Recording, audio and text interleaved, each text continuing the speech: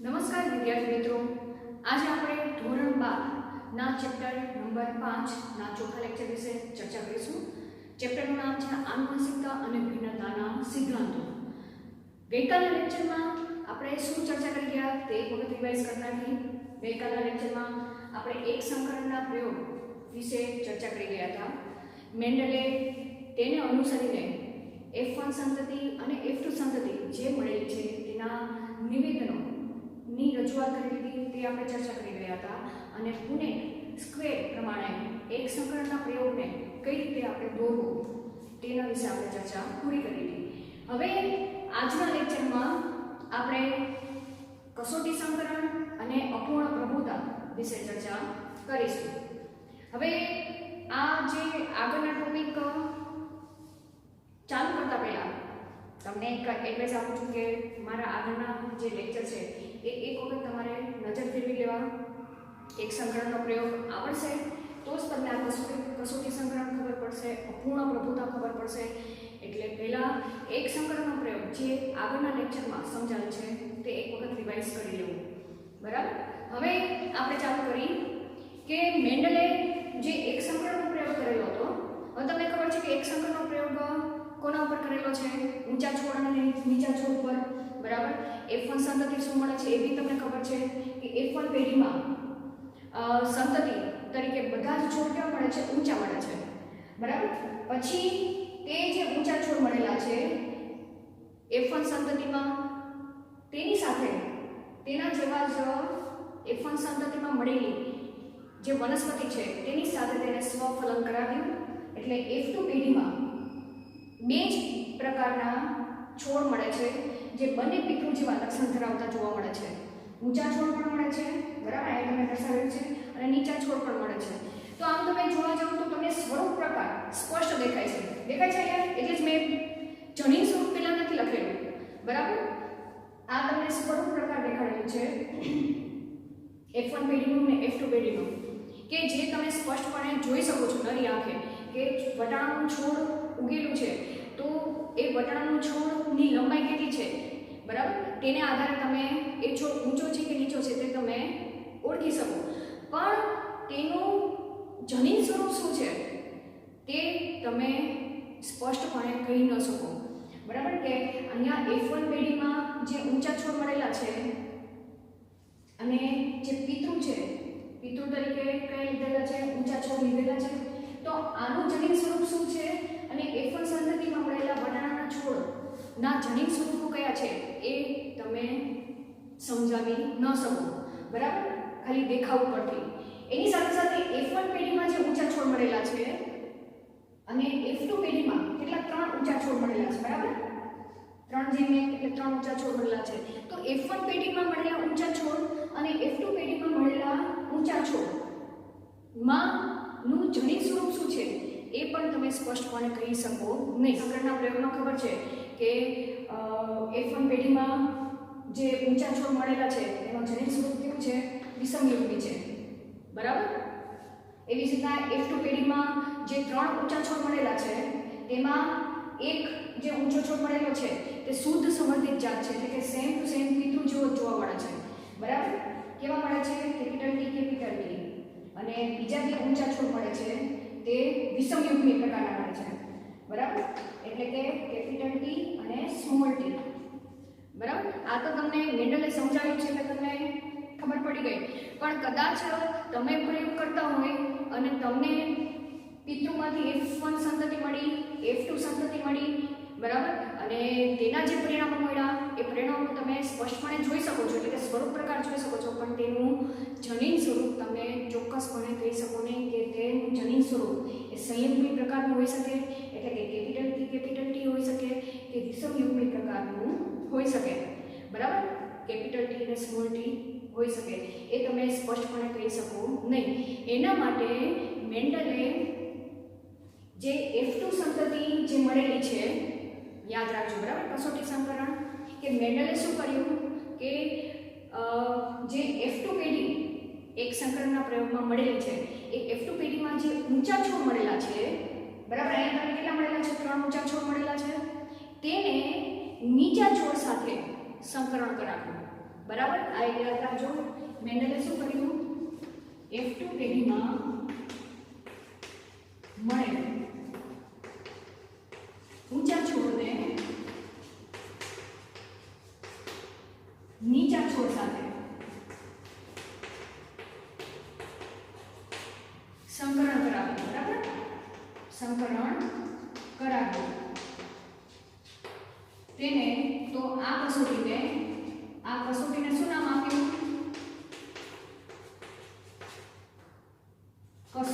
કસોટી સંકરણ.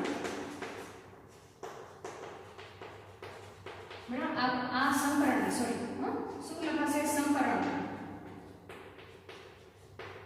કસોટી સંકરણ નામ આપવામાં આવ્યું.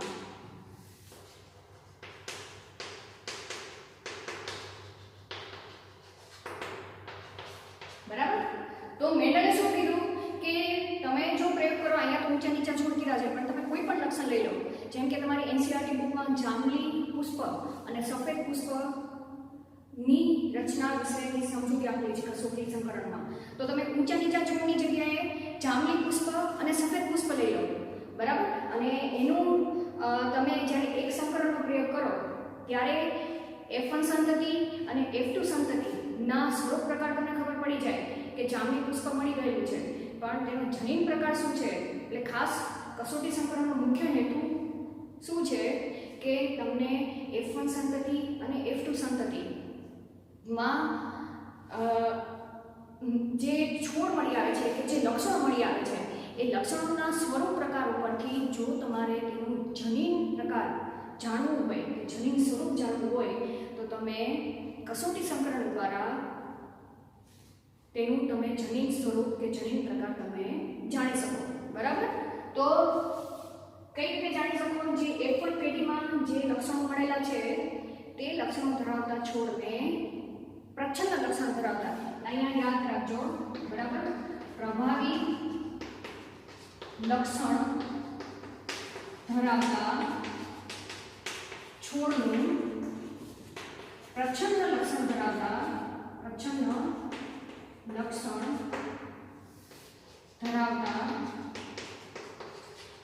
છોડ સાથે સંકરણ કરવામાં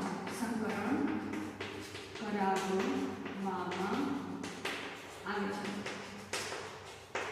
બરાબર, તો એનસીઈઆરટી બુકમાં તમને ઊંચા નીચા છોડ નથી લખેલા, પણ શેનું ઉદાહરણ આપેલું છે? જાંબલી પુષ્પ અને સફેદ પુષ્પનું. તો આપણે ઊંચા નીચા છોડ મૂકી દઈએ. બરાબર, તેની જગ્યાએ જાંબલી પુષ્પ અને સફેદ પુષ્પનું એક સંકરણનો પ્રયોગ આપણે દોરી નાખીએ અને તેના આધારે આપણે આ કસોટી સંકરણ એનસીઈઆરટી બુકને આધારે સમજવાનો પ્રયત્ન કરીએ. બરાબર, તો અહીંયા આ જે ઊંચા છોડ છે તેની જગ્યાએ જાંબલી પુષ્પ લખી નાખીએ. જાંબલી પુષ્પ ધરાવતો વટાણાનો છોડ. બરાબર, પછી નીચા છોડની જગ્યાએ હું અહીંયા સફેદ પુષ્પ ધરાવતા વટાણાના છોડ વચ્ચે કૃત્રિમ સંકરણ. બરાબર, બંને વિરોધાભાસી લક્ષણ ધરાવતા, એક લક્ષણની બાબતમાં જુદાપણું દર્શાવતા બંને છોડ છે. આ કયા લક્ષણ ધરાવે છે? પ્રચ્છન્નપણાનું. બરાબર, જેને અહીંયા સંજ્ઞા તરીકે તમે કોઈ પણ લઈ શકો, WW. બરાબર, અને આ જાંબલી પુષ્પને તમે કેપિટલ અક્ષર કે જે પ્રભાવીપણાના લક્ષણ ધરાવે છે. બરાબર, અહીંયા તમે પ્રભાવી લક્ષણ આપો, આ પ્રચ્છન્ન. F1 પેઢી મળશે સેમ એક સંકરણના આગળના પ્રયોગની જેમ તે બધા વટાણાના છોડ કેવા પુષ્પ ધારણ કરતા જોવા મળશે? ઊંચાની જગ્યાએ તમારે શું લખી નાખવાનું? જાંબલી પુષ્પ ધરાવતા. બરાબર, તો F1 સંતતિ બધી તમને પ્રભાવી લક્ષણ ધરાવતી જોવા મળશે.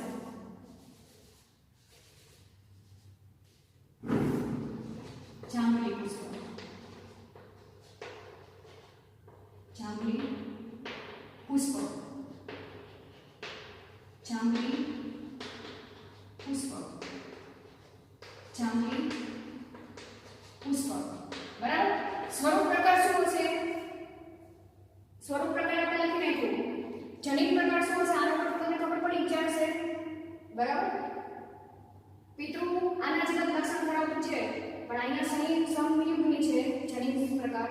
તો આ F1 પેઢીમાં જે જાંબલી પુષ્પ મળશે કે વિષમયુગ્મી જનીન બંધારણ ધરાવતા આગળની જેમ આપણે ઊંચા નીચા છોડમાં જે જનીન સ્વરૂપને જે સ્વરૂપ પ્રકાર મળેલા છે તે જ રિઝલ્ટ અહીં મળશે બરાબર. ખાલી પુષ્પના લક્ષણો જ અલગ અલગ લીધેલા છે.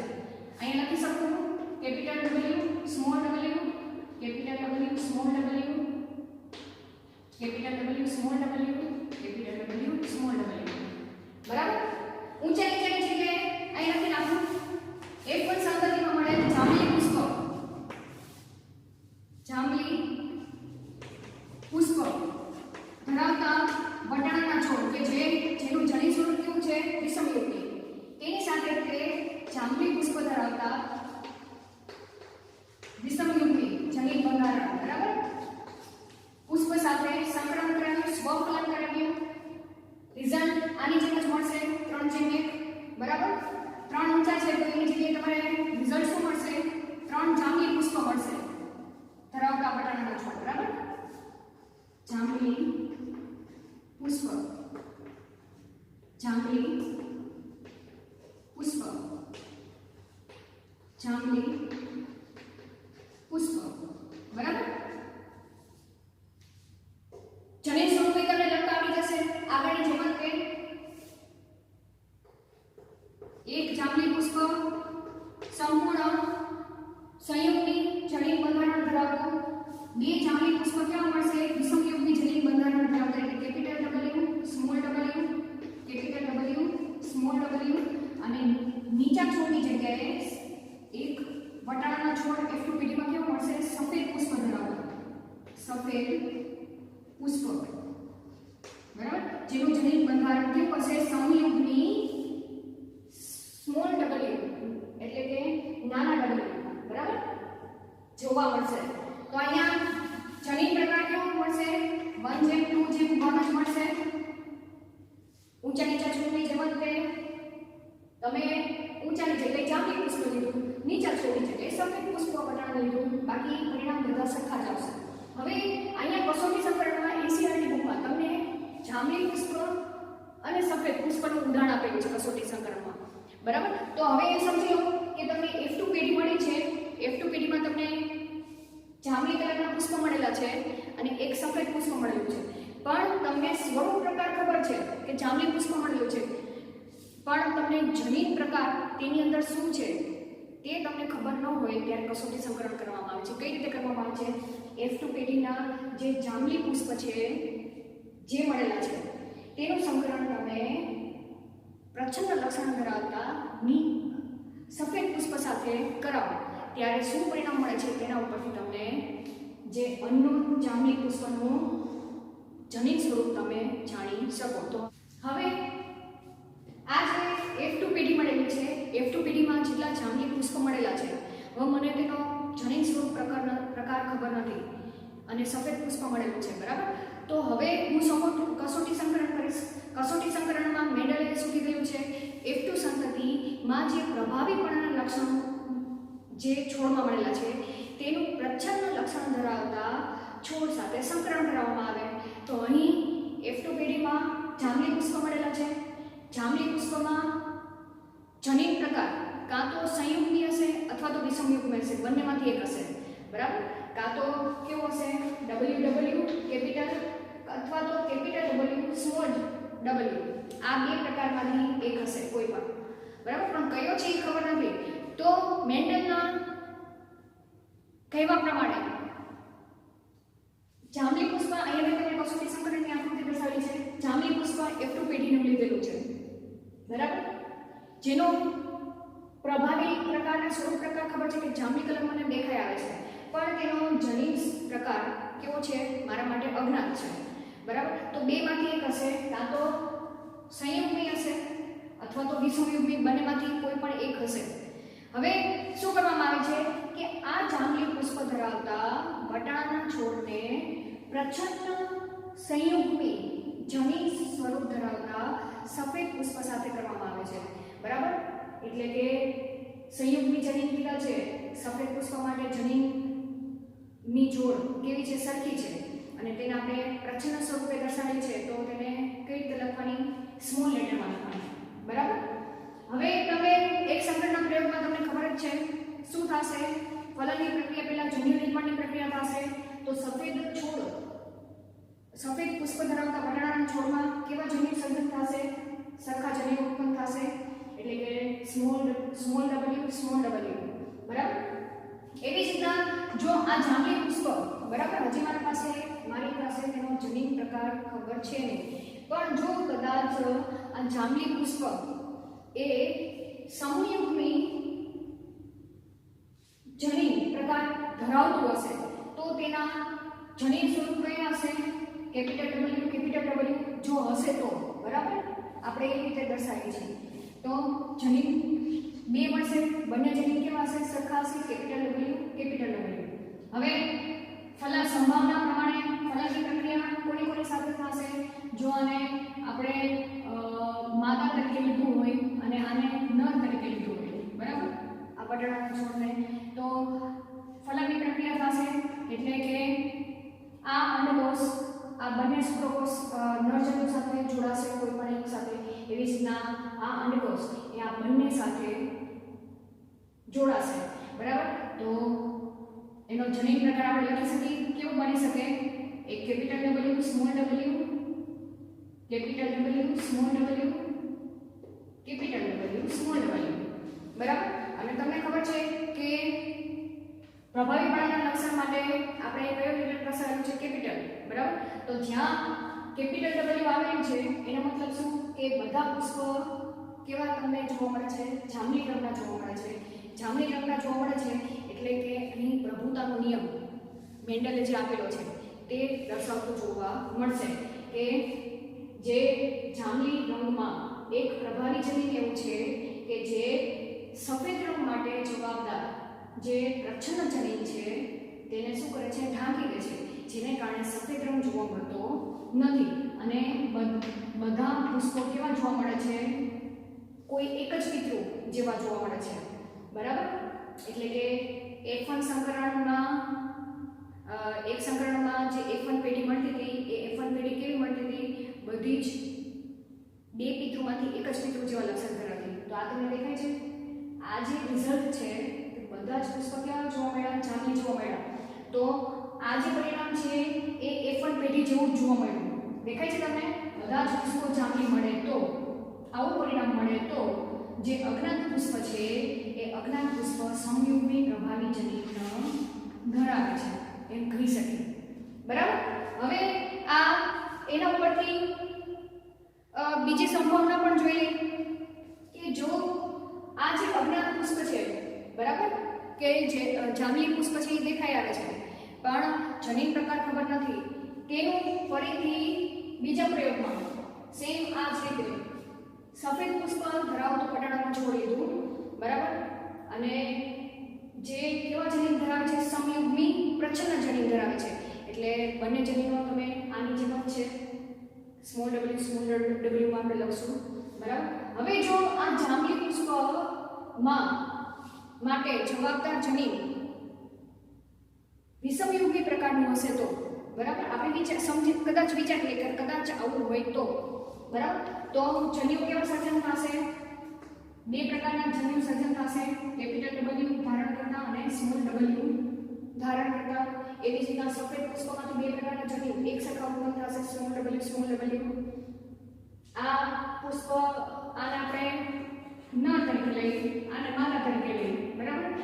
તો અહીંયા સ્વરૂપ પ્રકાર તમે લખાજો, કેપિટલ W, સ્મોલ w, આનો આની સાથે કેપિટલ W, સ્મોલ w, આનો આની સાથે સ્મોલ w, આનો આની સાથે સ્મોલ w. સોરી, F2 પેઢી જેવા જોવા નહીં મળે પણ F2 પેઢી કરતા કંઈક અલગ જ જોવા મળશે, બરાબર. કેવા પરિણામ મળશે કે અહીંયા તમને અડધા પુષ્પ, જો મેં જે પુષ્પ જાંબલી રંગના છે ને તેને મેં આ રીતના કલર કરીને દેખાડ્યા છે કે અડધા પુષ્પ તમને જાંબલી મળે છે, અડધા પુષ્પ તમને આ બીજા પિતૃ જેવા જોવા મળે છે. એટલે કે આ પરિણામમાં જે સંતતિ ઉત્પન્ન થઈ કે જે બટાણાની છોડ જે ઉત્પન્ન થયા એ બંને પિતૃના લક્ષણ ધરાવતા પુષ્પો તેની અંદર જોવા મળ્યા. એટલે કે 4 બટાણાના છોડ મળ્યા તો 4 બટાણાના છોડમાં બંને પિતૃ જેવા લક્ષણ ધરાવતા વટાણાના છોડ ઉગી નીકળ્યા, બરાબર, કે અડધા વટાણાના છોડ એ જાંબલી રંગના પુષ્પ ધારણ કરતા ઉત્પન્ન થયા, અડધા વટાણાના છોડ એ સફેદ પુષ્પ ધારણ કરતા ઉત્પન્ન થયા. તો આના ઉપરથી સાબિત કરી શકીએ અડધા પુષ્પો જાંબલી રંગના, અડધા પુષ્પો સફેદ રંગના, જેને કારણે કહી શકીએ કે જે આ અજ્ઞાત પુષ્પ છે તેનું જનીન સ્વરૂપ કેવું હોઈ શકે? વિષમયુગ્મી હોઈ શકે. તો આ કસોટી સંકલનમાં અહીંયા તમને રિઝલ્ટ 50% મળ્યું, બરાબર. તો પરિણામ તમારે યાદ રાખવાનું કે જો કસોટી સંકલનમાં બધા જ પુષ્પો કે બધા જ પુષ્પો એક જ સરખા કલરના ઉગે, બરાબર, તો જે અજ્ઞાત પુષ્પ છે તેનું જનીન સ્વરૂપ સંયુગ્મી પ્રકારનું હોઈ શકે. આ યાદ રાખો ખાસ. અને જો પ્રયોગ દરમિયાન ઉત્પન્ન થયેલી સંતતિ, બરાબર, યાદ રાખજો, પ્રયોગ દરમિયાન ઉત્પન્ન થયેલી સંતતિ બંને પિતૃ જેવા લક્ષણ ધરાવતી જોવા મળે, બરાબર, તો અજ્ઞાત પુષ્પ એ વિષમયુગ્મી જનીન સ્વરૂપ ધરાવતું હોઈ શકે. એક સંકરણના પ્રયોગથી મેન્ડલે બે નિયમો આપ્યા, એક તો પ્રભુતાનો નિયમ અને વિશ્લેષણનો નિયમ. તો આપણે પહેલા પ્રભુતાના નિયમ વિશે ચર્ચા કરી નાખી. મેન્ડલે કહ્યું કે જ્યારે પ્રયોગ દરમિયાન લક્ષણોનું જે નિર્ધારણ થાય છે, એટલે કે લક્ષણો એ જનીનોના સ્વતંત્ર રીતે થતા જોવા મળે છે, બરાબર, કે જનીનો એ સ્વતંત્ર રીતે એક્સપ્રેસ થાય છે અને તેમાંથી જે કંઈ લક્ષણો પ્રોટીનના સ્વરૂપમાં જોવા મળે છે તે લક્ષણોને આપણે જોઈ શકીએ છીએ, બરાબર. એવી જ રીતના જનીનો એટલે કે કારકો, બરાબર, ત્યારે મેન્ડલે કારકો શબ્દ વાપર્યો હતો જેને જનીન તરીકે પાછળથી ઓળખવામાં આવ્યા. કે કારકો હંમેશા કેવી રીતના જોવા મળે છે? જોડમાં જોવા મળે છે. જેમ કે અહીંયા તમને દેખાય છે આ જનીનો ઊંચા છોડ માટે સંયુગ્મી દર્શાવેલા છે, એટલે કે જોડમાં છે. અહીંયા પણ જોડમાં છે. F1 પેઢીમાં પણ જોડમાં દર્શાવવામાં આવેલા છે મેન્ડલે. તો શું કહે છે કે કારકો એ જોડમાં હોય છે. એવી રીતના કે જ્યારે કારકો એટલે કે જનીનોની જોડમાં બે કારકો પૈકી, બે કારકો એટલે કે બે જનીનો પૈકી, બરાબર, અહીંયા કોઈ પણ બે જનીનો પૈકી કોઈ એક કારક અથવા તો જનીન એ બીજા કારક પર પ્રભાવી હોય છે. એટલે કે જ્યારે બે જનીનોની જોડ અસમાન હોય કે કારકોની જોડ અસમાન હોય, જેમ કે અહીંયા F1 પેઢીમાં તમને દેખાય છે, અહીંયા બધા છોડ ઊંચા છે પણ તેનો જનીન પ્રકાર કેવો છે? વિષમયુગ્મી પ્રકારનો છે. અહીંયા બંને જનીનો એ એકબીજાથી અસમાન છે, એટલે કે વિરુદ્ધ છે, બરાબર. ત્યારે તે સમયે બે પૈકી કોઈ એક કારક એ પ્રભાવી તરીકે વર્તે છે, બરાબર, અને બીજું કારક છે તે પ્રચ્છન્ન તરીકે વર્તતું જોવા મળે છે, બરાબર. જે શું દર્શાવે છે? પ્રભુતાનો નિયમ. આના પરથી આપણે સમજી શકીએ જે પ્રભાવી જનીન છે એ પોતાના પ્રોટીન બનાવશે અને તે પ્રોટીન લક્ષણો તરીકે પ્રસ્થાપિત થાય છે વનસ્પતિમાં, જેને કારણે તે છોડ ઊંચો ઉગે છે. અને જે પ્રચ્છન્ન જનીન છે તેની અસર કેવી થઈ જાય છે? નાબૂદ થઈ જાય છે. અને તે પ્રચ્છન્ન જનીન એ પોતાનું પ્રોટીન બનાવી શકતું નથી, એટલે કે જેને કારણે તે લક્ષણ તે વનસ્પતિમાં જોવા મળતું નથી, એટલે કે છોડ એ નીચા ઉગતા નથી. તો આના પરથી મેન્ડલે પ્રભુતાનો નિયમ આપણે સમજાવી શકીએ. હવે મેન્ડલે જે વિશ્લેષણનો નિયમ આપેલો છે એક સંકરણના પ્રયોગ પરથી, તેના વિશે આપણે ચર્ચા કરી. મેન્ડલે શું કહ્યું કે કારકો એકબીજા સાથે મિશ્રિત થયા વગર રહે છે, બરાબર. કયો નિયમ આપ્યો વિશ્લેષણનો? કે કારકો એટલે કે જનીનો એકબીજામાં મિશ્રિત થયા વગર એક સાથે રહે છે અને લક્ષણો તો માત્ર પ્રભાવીપણાના જોવા મળે છે, પ્રચ્છન્નના લક્ષણ પ્રસ્થાપિત થતા નથી. તો અહીંયા એના તરીકે અહીંયા તમને ઉદાહરણો એક સંકરણના પ્રયોગ પરથી લેવાના છે કે જ્યારે સંયુગ્મી જનીન હોય છે ઊંચા પ્રાણ માટે, ત્યારે ઊંચા છોડ ઉત્પન્ન થાય છે, બરાબર. તેની સાથે સાથે તમે જુઓ તો વિષમયુગ્મી જનીન હશે તો વિષમયુગ્મી જનીન બંધારણ ધરાવતા છોડ પણ ઊંચા જોવા મળે છે, જેમ કે કેપિટલ ટી અને સ્મોલ ટી, બરાબર. તો એમાં આ બંને જનીનો એક ઊંચા છોડ માટેનું જનીન છે અને એક નીચા છોડ માટેનું જનીન, તો જેમાં બંને જનીનો પોતાના પ્રોટીન ઉત્પન્ન કરતા નથી, બે પૈકી કોઈ એક જ જનીન પોતાનું પ્રોટીન ઉત્પન્ન કરશે કે જે પ્રભાવીપણાનું લક્ષણ ધરાવતું હશે. આ જે જનીન છે એ જનીન પોતાનું પ્રોટીન ઉત્પન્ન કરતું નથી, એટલે કે બંને જનીનોના લક્ષણો એકબીજામાં મિશ્રિત પણ થતા નથી અને જે પ્રભાવીપણાના લક્ષણ છે તે જ પ્રસ્થાપિત થતા જોવા મળે છે. એટલે કે કારકો એકબીજા સાથે મિશ્રિત થતા નથી. બરાબર. જેને કારણે F2 પેઢીમાં જોવા જઈએ તો બંને પિતૃ જેવા લક્ષણો જોવા મળે છે કે નીચા છોડ ક્યારે જોવા મળે છે F2 પેઢીમાં, જ્યારે સંયુગી પ્રચ્છન્ન લક્ષણો બંને ભેગા થયેલા હશે ને સ્મોલ ટી ત્યારે જ તે નીચા છોડ ઉત્પન્ન થાય છે F2 પેઢીમાં. બરાબર. અને તેના સિવાય આવું બંધારણ ધરાવતું હશે તે ઊંચા છોડ ઉત્પન્ન કરે છે. કોઈ મીડિયમ મિશ્રિત માનો કે કેપિટલ ટી ધરાવતો છોડ એ 2 મીટર ઊંચાઈનો છે, સ્મોલ ટી ધરાવતો છોડ નીચો છોડ એ 1.5 મીટર ઊંચાઈનો છે. તો જ્યારે F1 સંતતિ પ્રાપ્ત થાય છે ત્યારે બધા ઊંચા છોડ તેનું જનીન બંધારણ વિષમયુગી છે, પણ અહીંયા તમે જોવા જાવ તો છોડ એ મિશ્રિત લક્ષણ ધરાવતું નથી જોવા મળતું કે 2 મીટર અને 1.5 મીટર વચ્ચેની ઊંચાઈ ધરાવતો છોડ નથી મળતો. કમ્પ્લીટલી 2 મીટર ધરાવતો જે પિતૃ છોડ છે એના જેવા જ લક્ષણો ધરાવતો જોવા મળે છે. બરાબર. તો અહીંયા આ તમને શું દર્શાવે છે કે કોઈ જનીનો એકબીજામાં મિક્સ થતા નથી અને બંને જનીનો પૈકી કોઈ એક જ જનીનના લક્ષણો પ્રસ્થાપિત થાય છે, બીજું જનીન એ પ્રચ્છન્ન એટલે કે તે જનીનનો સપ્રેસ થઈ જાય છે. બરાબર. અને તે પોતાનું પ્રોટીન ઉત્પન્ન કરતું નથી, જેને કારણે બંનેના પ્રોટીનના લક્ષણો મિશ્ર થતા જોવા મળતા નથી. આ મેન્ડલે દર્શાવ્યું. હવે બીજું કહ્યું કે પિતૃમાં કારકો જોડમાં હોય છે. હવે એ તો આપણને ખબર જ છે, જેમ કે નીચા છોડ છે તો નીચા છોડને ઊંચો છોડ કે પેલા લીધેલો છે તે કયા છે પિતૃ છોડ છે. બરાબર. જેમાં કારકો જોડમાં આપેલા છે, સંયુગી જોડમાં. નીચા છોડ માટે કેપિટલ સ્મોલ ટી છે, ઊંચા છોડ માટે કયા લીધા છે જનીન કેપિટલ. એટલે પિતૃમાં કારકો કેવા હોય છે જોડમાં હોય છે, પણ જ્યારે પિતૃઓ ફલનની પ્રક્રિયા કરે ત્યારે પિતૃઓ પોતાના જન્યુના સર્જનની પ્રક્રિયા કરે છે. તો એ પુનેટ સ્ક્વેરમાં દર્શાવેલું છે કે નીચા છોડ પિતૃ છે તો અહીંયા તમે જોશો તો તે જન્યુ સર્જન કરે છે. બરાબર. 2 જન્યુ સર્જનની પ્રક્રિયા કરશે. તો અહીંયા તમને દર્શાવ્યું છે કે જ્યારે જન્યુના નિર્માણનો સમય કારકો જે જોડમાં છે પિતૃમાં તે કારકો છૂટા પડે છે, એટલે કે તેનું શું થાય છે વિશ્લેષણ થાય છે. બરાબર. અને છૂટા પડેલા કારકો એ અલગ અલગ જન્યુની અંદર દાખલ થાય છે. આ શું દર્શાવે છે વિશ્લેષણનો નિયમ દર્શાવે છે કે કારકો એકબીજાથી છૂટા પડે છે. બરાબર. અને અલગ અલગ જન્યુમાં દાખલ થાય છે.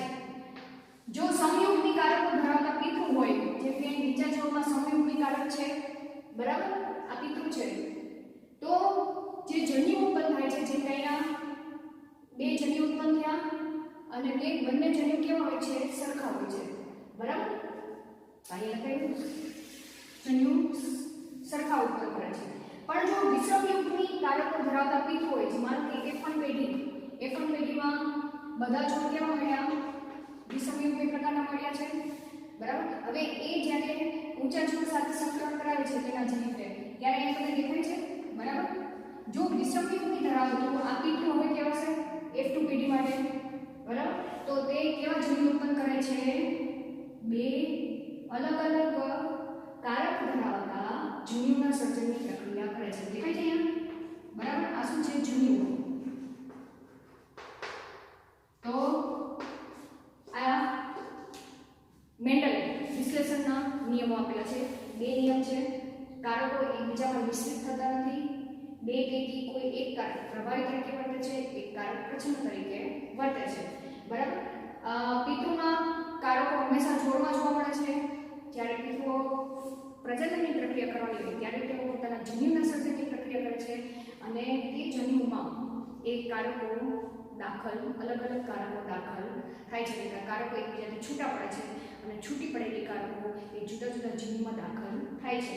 જો સમયુગ્મી કારકો જન્યુઓ ધરાવતા પિતૃ હોય તો તેમાંથી ઉત્પન્ન થતા જન્યુઓ સરખા હોય છે.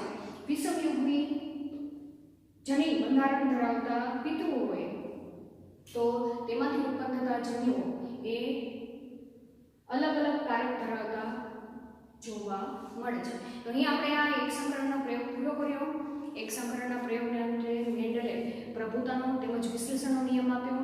એક સંકરણના પ્રયોગને અંતે જે F2 પેઢી મળેલી છે એ F2 પેઢીની સંતતિના જો જનીન પ્રકાર જાણવા હોય, એટલે કે પ્રભાવી લક્ષણ ધરાવતા છોડના લક્ષણો જનીન સ્વરૂપ જાણવા હોય તો કસોટી સંકરણ દ્વારા તે જનીન સ્વરૂપ કઈ રીતે જાણી શકાય છે તેના વિશે આપણે ચર્ચા કરી ગયા.